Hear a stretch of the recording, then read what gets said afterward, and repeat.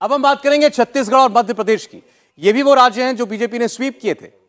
11 सीटों वाला छत्तीसगढ़ क्या कह रहा है, आज छत्तीसगढ़ का मूड क्या है लोकसभा को लेकर के आपको दिखाते हैं। पिछली बार इनमें से 10 सीटें बीजेपी के पास थी, 1 सीट कांग्रेस पार्टी के पास थी।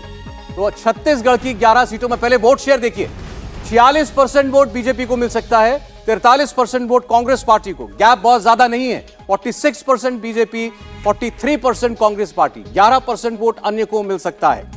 और इस वोट शेयर को अगर हम सीटों में ट्रांसलेट करें तो आपके सामने सीटें आएंगी। छत्तीसगढ़ की 11 सीटों में से किसे कितनी सीटें मिलती हुई दिखाई देती हैं, केवल 3% का गैप वोट शेयर में। सीटों पर जब आप आते हैं तो यहां भी कांग्रेस पार्टी पिछली बार की तुलना में बेहतर कर सकती है। 7 सीटें भाजपा, 4 सीटें कांग्रेस पार्टी, यानी सीधे सीधे 3 सीटों का 19 की तुलना में बीजेपी को नुकसान और 3 सीटों का कांग्रेस पार्टी को फायदा होता हुआ हमें दिखाई दे रहा है। लेकिन बीजेपी फिर भी यहां बहुत बेहतर है। और ये सारे वो राज्य हैं, राजस्थान हो चाहे छत्तीसगढ़ हो, जहां बीजेपी ने 95% से ज्यादा स्कोर किया।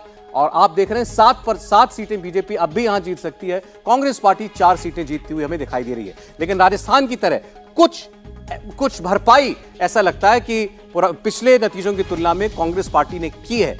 चंद एक सीटें कांग्रेस पार्टी बीजेपी से छीनती हुई दिखाई दे रही है।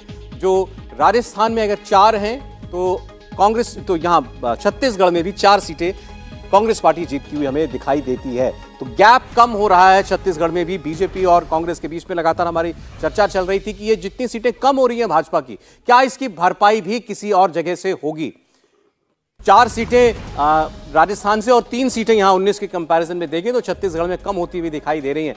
प्रदीप जी, ये 100% स्ट्राइक रेट वाले राज्य थे, यहां बीजेपी लग रहा है कि कुछ ग्राउंड दे रही है कांग्रेस पार्टी। नहीं, अगर छत्तीसगढ़ को देखें आप तो पिछली बार भी बीजेपी के लिए मुश्किल थी, संकट था। इसीलिए बीजेपी ने, संकट इसलिए था कि जो उसके सांसद थे उनकी एंटी इनकम्बेंसी बहुत ज़्यादा थी। तो बीजेपी ने अपने सारे सांसदों के टिकट काट दिए थे। तो उसके बाद जो है 11 में 10 सीटें जीती थी। इस बार क्या होगा, अब ये जो गैप कम हुआ है, ये एंटी इनकम्बेंसी सांसदों की है या राष्ट्रीय पार्टी से नाराज़गी है, इसका पता जब तक नहीं लगता तब तक अगर सांसदों से है तो टिकट काट कर उसकी भरपाई हो सकती है, अगर राष्ट्रीय पार्टी से है तो उसकी भरपाई बड़ी मुश्किल है। हालांकि समय है अभी 7-8 महीने का, लेकिन निश्चित रूप से बीजेपी के लिए वो स्थिति नहीं है जो 2019 में थी। बीजेपी को आप बढ़त दिखा रहे हैं लेकिन 2019 से कम।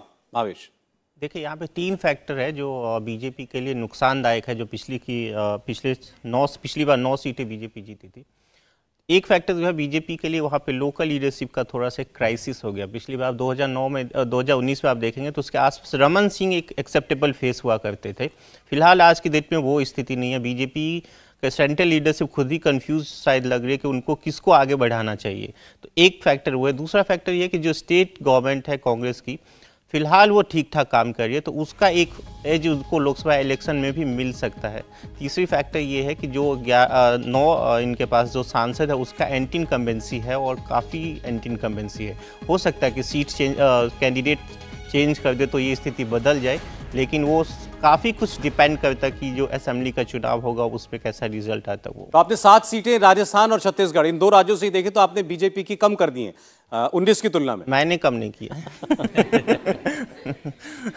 राशिद साहब, छत्तीसगढ़ में कांग्रेस पार्टी 19 से बेहतर करती दिख रही है, 4 सीटें निकाल सकती है।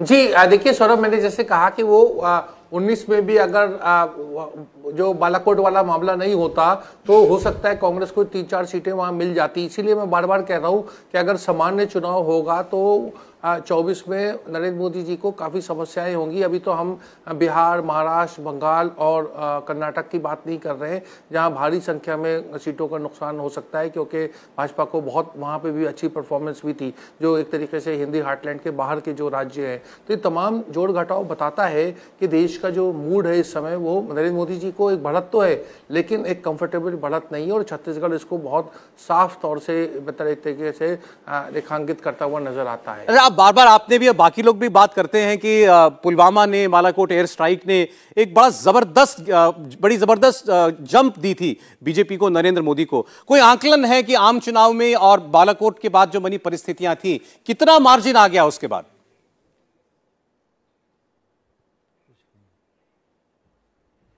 सौरभ देखिए, उसका कहना बड़ा मुश्किल है, शायद भावेश उसका जवाब दे सके। मुझे लगता है 40-50 सीटों का फर्क पड़ा था।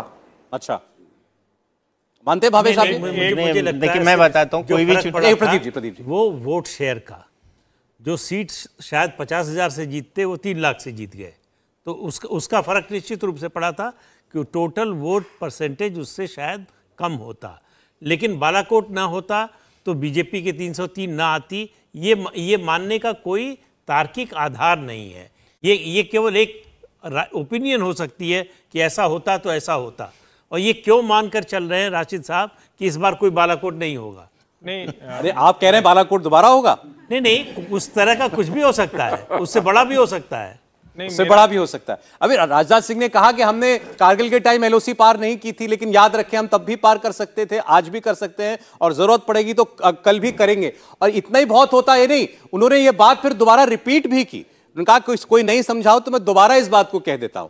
तो ये बड़ी चर्चा है देश के अंदर कि क्या 2024 के चुनाव से पहले कोई ऐसी परिस्थिति बन सकती है कि एक बार फिर हम कोई तनाव होता सीमा पर देखें। हर्षवर्धन जी, नहीं, एक तो ये कहना कि बालाकोट ने एज दे दिया था। नहीं, मैं इसको बिल्कुल नहीं मानता हूं, और ये कहते हुए उस साजिशी सिद्धांत के साथ हम लोग जाते हैं कि पुलवामा कोई ऐसी साजिश थी जो चुनाव के लिए हुई। मुझे लगता है एक पत्रकार के तौर पर, एक भारतीय नागरिक के तौर पर इसको स्वीकार करना मेरे जैसे व्यक्ति के लिए तो बहुत मुश्किल है कि देश की सेना और उसका, जिसको हम कहें कि कोई उसका सैक्रिफाइस करेगा, ये मैं बिल्कुल नहीं मानता हूं। ये बहुत ही खराब कॉन्स्पिरेसी थ्योरी।